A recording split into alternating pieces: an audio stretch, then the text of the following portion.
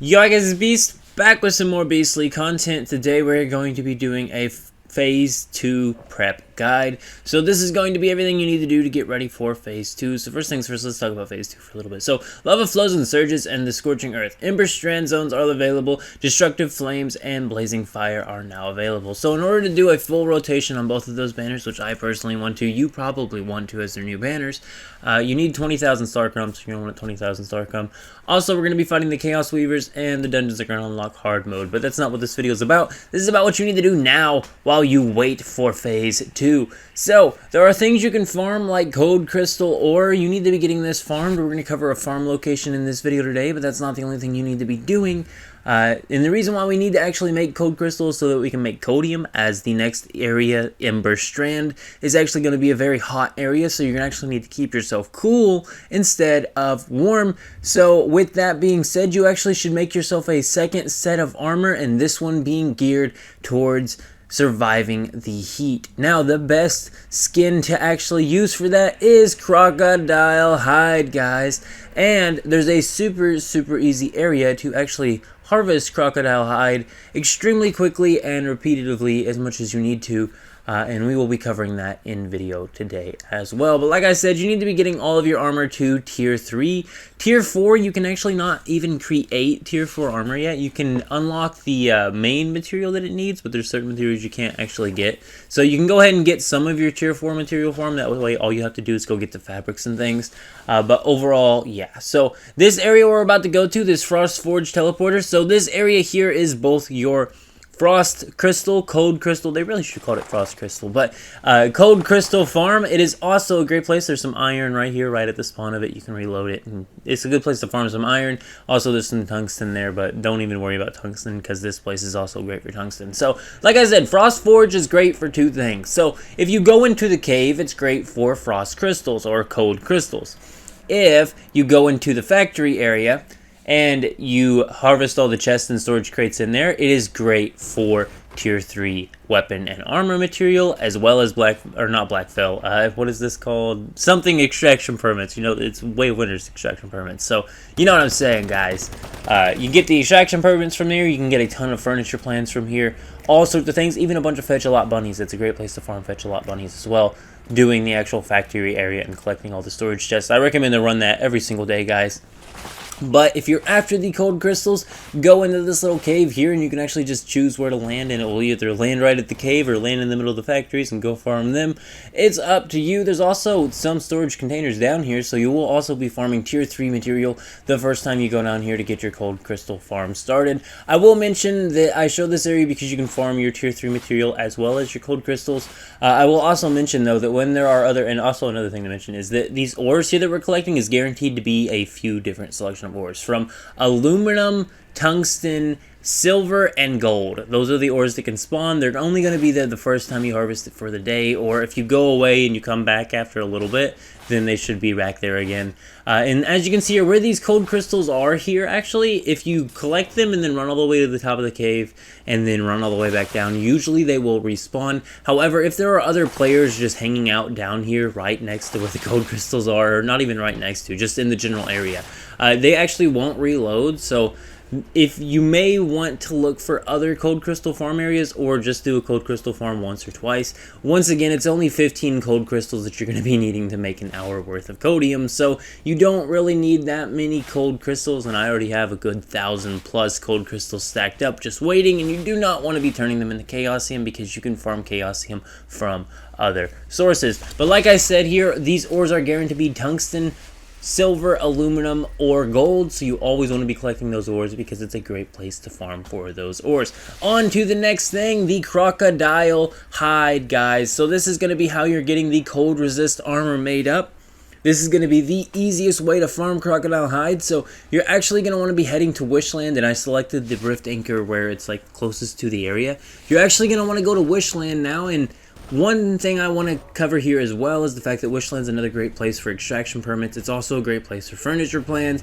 It's a great place for standard parts and electronic parts. So it's really worth farming this area here in completion and collecting all the containers while you're also here getting your alligator skin. But once again, the main thing we're trying to cover here is the alligator skin. So like I said, this place is just loaded with trash cans, vending machines, storage containers, you name it, the place has got a ton of it, and it is absolutely massive. And by the time you're running through it, you should get a good 100 standard part and electronic parts each, guys, just out of running this. So definitely another must farm daily while we're waiting for phase 2. You're going to be getting your standard parts stacked up, your electronic parts, so that there are some things in the base that you need to be building that you can't build yet in phase 1, but will be requiring more standard and electronic parts in the future, just so that you're aware. So yeah, definitely be doing your Wishland farms, also be doing the Frost Forge farms. You need to be farming the factory area there, go through all the buildings. You need to go through all the buildings in Wishland, you need to collect all the trash cans, but you also need to get this crocodile skin farmed up. And as you can see here, I'm just kind of showing you the path I took of getting the farm done and then also getting to the area where the crocodile hide is. And I have a certain route I actually take to get to the crocodile hide, because I usually throw it in with, my run of it's not Nuka World, it's Wishland, you know what I'm saying? So there's actually this little area here that will exit Wishland here, and I usually just take this and drive up to this little back bar area here, and right here is an area you can actually enter to go underground, and where it's actually going to take you to is a den of alligators. So as you can, or crocodiles, I mean. So as you can see, there's actually one that somehow escaped and walked all the way up the stairs. I think he's always just hanging out up here. So hey, look, an extra hide or two here. But that's not the actual crocodile farm area yet. You're going to run all the way through the bottom here. Another crocodile just in this hallway just before you even get to, like I said, the den of crocodiles you're about to find. This is literally the easiest crocodile skin farm ever. You will be so ready. You'll have a full set of cold gear like I do right now. And it's almost even max calibration. Now, the reason why I'm making it, even though it's only tier 3, is because you can't make tier 4 yet, and in order to farm the tier 4 materials, you're going to need to be able to survive in the extreme heat environment. So you're going to want, like I said, a full tier 3 set with max calibrations of heat resistant gear, which requires, alligator or crocodile skins. I keep wanting to say alligators. They look like alligators. I mean, they're the same thing, right? Are they the same thing? I think they're the same thing. Anyway, so as you can see here, though, just a great crocodile farm area, but we do have more to cover in this video. Do not worry, this is not the last thing you need to be doing before phase 2, guys. There are a ton of more things to get done, but like I said, I just wanted to show you that nice little crocodile area. So another thing I'm actually going to go ahead and mention here is that you could go ahead and get your loamy soil slash, planter boxes if you want to use planter boxes, but I highly recommend loamy soil. You could go ahead and get your farm started and get all your loamy soil planted down. You could technically be growing crops in it, but I wouldn't recommend it because you can't have lighting or irrigating right now.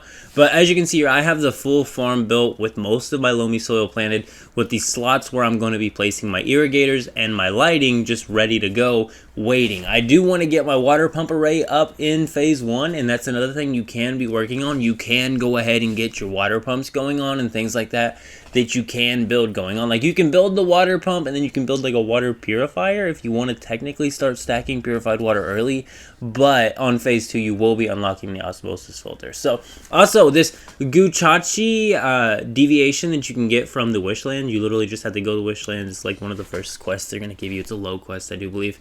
He creates this item here.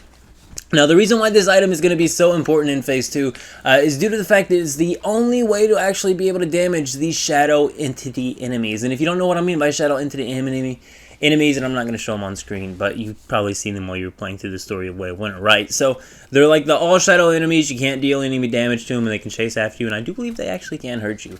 With this light, you point it at them, and they will be able to take damage for a certain amount of time, and that's how you're actually going to be able to kill those enemies. So definitely going to want to go ahead and get this guy unlocked and ready to go by the time you reach phase 2. And phase 2 is coming in 2 days when I made this video, so if you're watching this after phase 2 is released, well then, yeah. Also, I mean, you could have technically joined like later in Way of Winter, and then you joined later means you just hit phase 2. So anyway, the next thing I wanted to go ahead and mention there, and I showed the map there, is the other rift anchors. There are rift anchors in the areas that do drop the tier 4 material, but it's only the main material.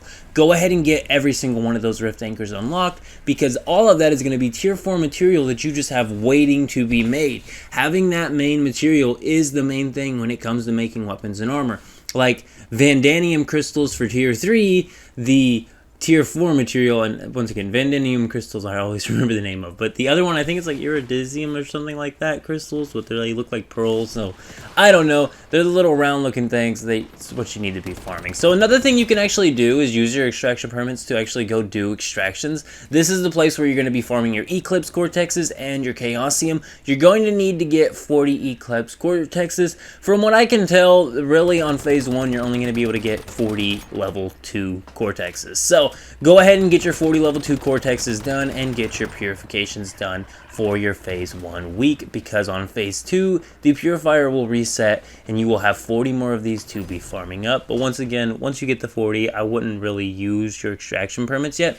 I'd save them all for, you know, doing them on the week of phase 2 when you're actually needing more Cortexes, versus now when you probably already got them done. Like, this was the finale I needed to do. Now all that's left is to build the purifier, and a lot of people like to recommend like all sorts of crazy defenses and things like that, but honestly I always just take my purifier, I stick it at the edge of my base, and then I start it, and it kind of feels like an end of the week, like protect the base, defend what you've built for the whole week, and it's a single thing, and I don't know, it's just always so much more fun to not put down any defenses and just defeat the enemies. But we are getting towards the end of the video. Like I said, with the level 2 Cortexes, you are going to be getting 3,400 Star Chrom. Like I also mentioned, there are 2 new summons that are going to be available in the Wish Machine starting on phase 2, so you are going to want to go ahead and just save your Star Chrom. I'd recommend having 20k stacked up, that way you can go through the full Wish rotations on both banners. Honestly, 20k plus. But I am out. See yas. Keep it beast mode.